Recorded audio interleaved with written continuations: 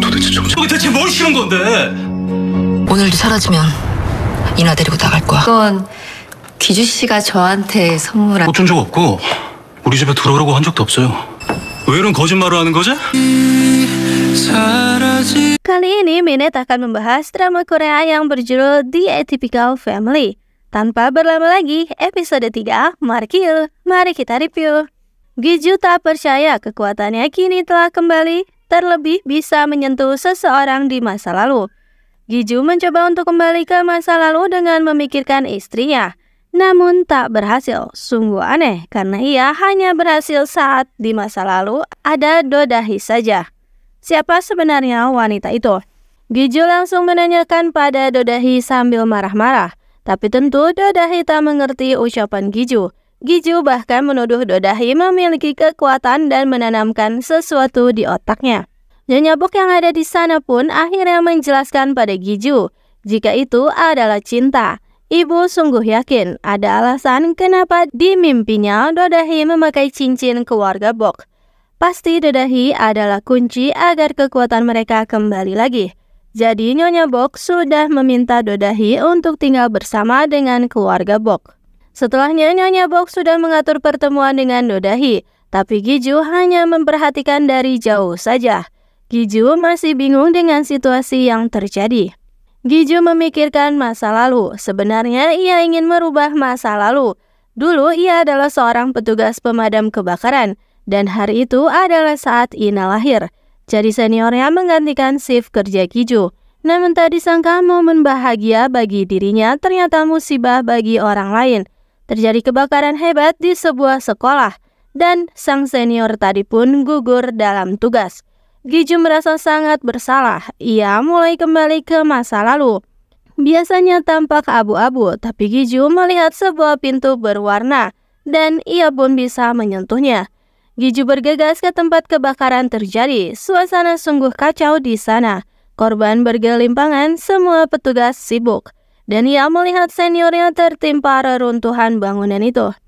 Giju terus-menerus kembali ke masa lalu untuk mencari cara agar bisa menyelamatkan seniornya. Namun seberapa keras pun usahanya, ia tetap tak bisa mengubah masa lalu. Karena terus bolak-balik ke masa lalu, Giju menjadi tak fokus mengurus keluarganya kini. Padahal Ina sudah semakin bertambah usia. Ia juga tak fokus pada pekerjaan. Sebenarnya Giju tak ingin kembali ke masa lalu, tapi momen itu tak mau melepaskannya. Karena sudah terlihat depresi, atasan meminta Giju untuk istirahat atau bahkan mencari pekerjaan lain saja. Meskipun sudah bertahun-tahun, tapi Giju masih terjebak di momen kebakaran itu. Dan puncaknya adalah ketika akan tamasya keluarga. Giju sudah diperingati untuk tak menghilang. Jika tidak, istrinya akan membawa Ina pergi. Namun karena ia tak bisa mengendalikannya, baru saja diperingati, Giju menghilang lagi. Momen terbaik dan terburuknya terjadi bersamaan. Dan saat ia kembali, Giju dan keluarga ternyata telah mengalami kecelakaan nahas itu. Para penipu berkumpul merencanakan pengambil alihan harta keluarga Bok dan akan membuat keluarga itu terlihat menderita penyakit mental dan cacat secara hukum. Jadi Do Dahi sebagai istri dari Bok Giju akan menjadi walinya. Padahal sudah diperingati oleh Ina, tapi Do Dahi tetap masuk ke keluarga Bok. Do Dahi membawa sebuket bunga yang katanya diberikan oleh Giju. Giju marah besar karena ia merasa tak pernah memberikannya. Kenapa Do Dahi selalu berbohong?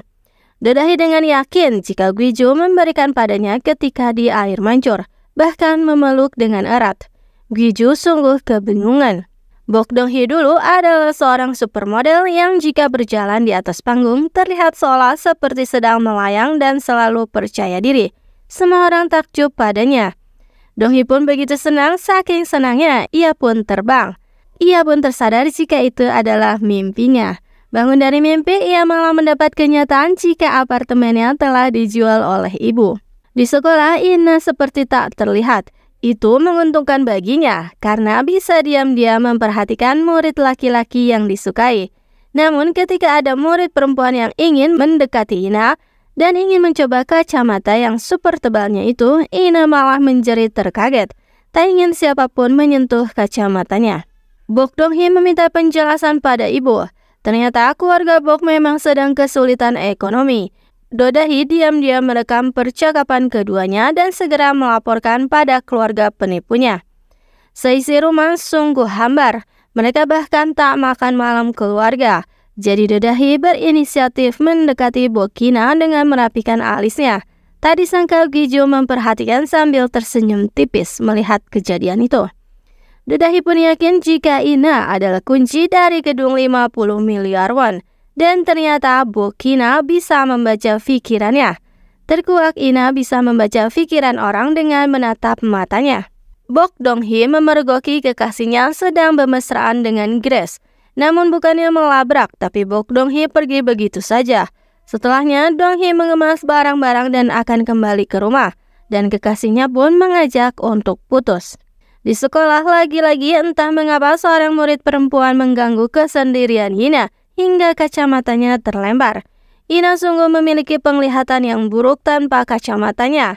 Dibantu oleh lelaki yang disukainya, Ina bisa mendengar jika anak laki-laki itu memikirkan jika dirinya cantik. Api merembet ke tisu di dapur. Dahi dengan ketakutan berusaha memadamkan dengan alat yang telah ia buat sendiri. Tak lama Gi-ju datang mematikan. Gi-ju pun tahu jika Do-dahi takut akan api. Mungkin ada sedikit rasa kasihan karena Do-dahi sudah susah payah memasak, namun tak ada yang mau memakannya. Jadi Gi-ju bersedia untuk makan malam dan Ina pun datang. Makan malam bersama untuk pertama kalinya itu pun terjadi dengan suasana yang sungguh hening. Sang kepala keluarga ternyata menghabiskan waktu pergi ke bar paruh baya. Diam-diam direkam oleh komplotan dari Do-dahi. Gi-ju masih penasaran tentang bunga di air mancur. Kebetulan di luar rumah ada penjual bunga dan tiba-tiba ia kembali ke masa lalu. Ia mengikuti Do-dahi. Gi-ju bertekad tak akan melakukan hal yang sudah dikatakan Do-dahi tentang dirinya. Namun lagi-lagi kejadian begitu saja. Ia tetap saja menyelamatkan dan memeluk Do-dahi. Bok Dong-hee kembali ke rumah. Saat ia akan meminum teh yang ada, Do-dahi terlihat begitu panik dan melarang karena itu khusus untuk Nyonya Bok. Bok Dong-hee langsung mengerti, pasti karena minuman itu sudah dimasuki obat tidur. Untuk menghindari kecurigaan, mau tak mau Do-dahi pun meminum teh itu. Dan setelahnya Dahi harus menahan rasa kantuk karena obatnya mulai bekerja. Bok Dong-hee diam-diam mengambil barang berharga keluarga. Dahi pun bersiap merekam semuanya, namun ia terkaget sendiri karena melihat Bok Dong-hee terbang. Do-dahi sungguh tak percaya dengan yang dilihatnya. Ia pergi ketakutan. Bok Dong-hee pasti adalah hantu, dan di luar ia malah berpapasan dengan Gi-ju. Namun sama saja, Gi-ju terlihat tak memiliki bayangan di kaca. Do-dahi pun berteriak histeris dan episode 2 pun berakhir dengan teriakan Do-dahi itu.